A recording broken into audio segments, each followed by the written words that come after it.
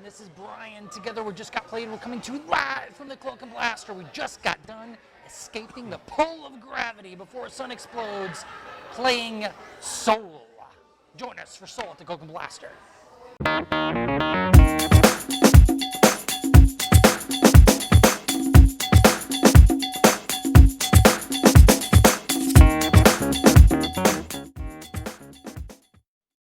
Brian, tell us all about Soul.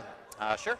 Soul, it's a 2 to 5 player spatial tactical worker placement slash energy economic building engine mechanic based game, if you will.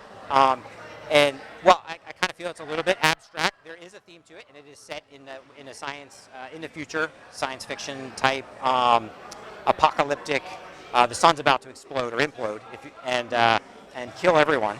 And each of the players is assuming the role of a ship's captain, which is charged with collecting the most energy that they can in order to power their engines to get the hell out of there as quickly as possible before the sun collapses. The game ends when either two different conditions are met, one of which is the first player to collect enough energy to actually escape is the winner, and that ends the game. The other way to win the game is just the player that's the closest to the exit when the sun actually implodes. Now, the sun will implode once there are 13 solar flare cards that are drawn from basically a timing deck of cards. And during each player's turn, at some point they will draw a card from there, and it's either going to do one of two different things. It's either going to be a type of resource that they can use to power a special ability that they will get one of which, and that'll be assigned randomly at the beginning of the game to each of the different players. And that increases the replayability, I think, a lot for the games, because those powers, you're only going to use a couple of them, or one per player, and there's enough of those to kind of change the game up every time you play. Or you're going to get a solar flare card, which can also sometimes be used as a resource as well. But every time you get one of those, that triggers that time marker to move before the sun collapses. It also causes some other energy to be harvested and things, some other changes in the game as well. Essentially, though, each of the players spends their turn. They have these workers, and they're called sun divers in the game. So when they can launch off of your ship as some of your actions that you can spend. They can form a bridge, which allows you to get closer to the sun, so you can harvest more energy and use bigger, badder powers the closer you are to the center of the sun. They can form energy nodes, which allow you to collect the energy. They can form energy towers, or transmit towers, which allow you to take the energy that you've collected and convert them directly to victory points at the end of the game. And then you can also build a foundry, which allows you to create more of your sun divers once they've been... Sun diver? Sun divers, not moon divers or muff divers, but sun divers. Gotcha. So after you build all of your different assets, your sun divers are removed to the supply, and then you have to get them back somehow, and that's with one of the foundries. So it's basically trying to figure out strategically what's the best way to build your various assets to get that economic engine going, to collect as much energy as you can. But it's a little bit pressure luck too, because as you get closer to the center, you're going to be turning over more and more cards, which could end the game sooner. Oh, and the other thing is, if you save up your sun divers, another strategy is you can hurl them at the end of the game. With that, though, Patrick, what would you say is your favorite thing about Soul? I have to say, my favorite thing about Soul is the timer deck. As you start going through this deck, you can actually pull more and more of these cards that are going to cause the sun to collapse even faster. So, and the closer you are to the sun, like Brian mentioned, the more you're going to harvest that energy, and the more you're going to put the sun at risk, which makes you draw more cards off of it. I love that mechanic. I think it does a great job. Kind of like, the deck in Pandemic, where you don't know, like, you're going to pull the next card to make the next nasty thing, but this one also gives you some good things too.